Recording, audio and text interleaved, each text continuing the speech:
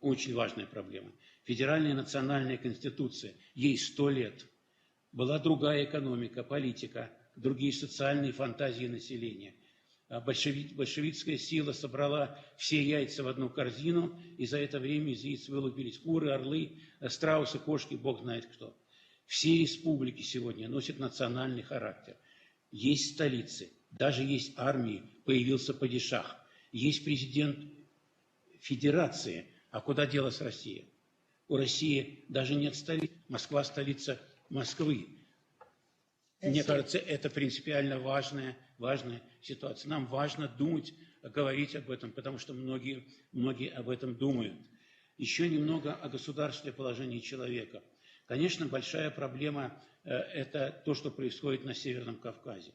Политическая, культурная, эмоциональная, экономическая проблема.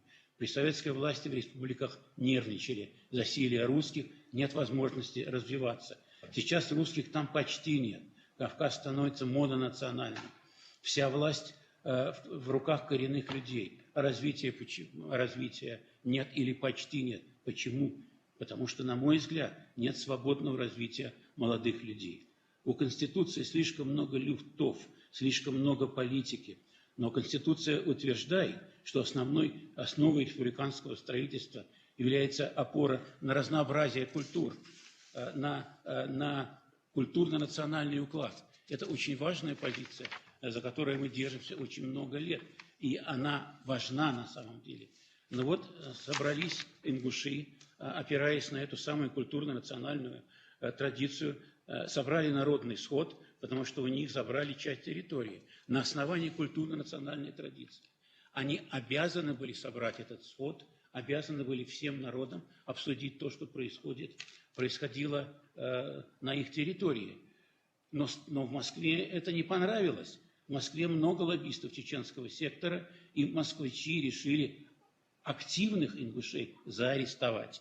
Несколько лет держали нальчики в тюрьмах с нарушением, как говорят адвокаты, всех норм процессуальных норм. И вот 15 декабря Владимир Владимирович будет судить этих людей.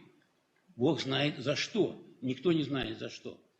Ахмед Барахоев, Муса Масальков, Исмаил Увачиев, Малсах Ужахов, Багаудин Хаутиев, Варах Марзиев, Зарифа Саутиева. Первый раз мы на Кавказе посадили женщину за общественную деятельность. Арестовали. Совет Тейпов, 1000 людей в Ингушетии призывают прекратить преследование этих людей. Я присоединяюсь к этим просьбам. Моя ученица Марьяна Калмыкова сняла фильм, прекрасный документальный фильм об этой ситуации. Фильм называется «Граница». Минкульт немедленно запретил этот фильм к показу. Немедленно.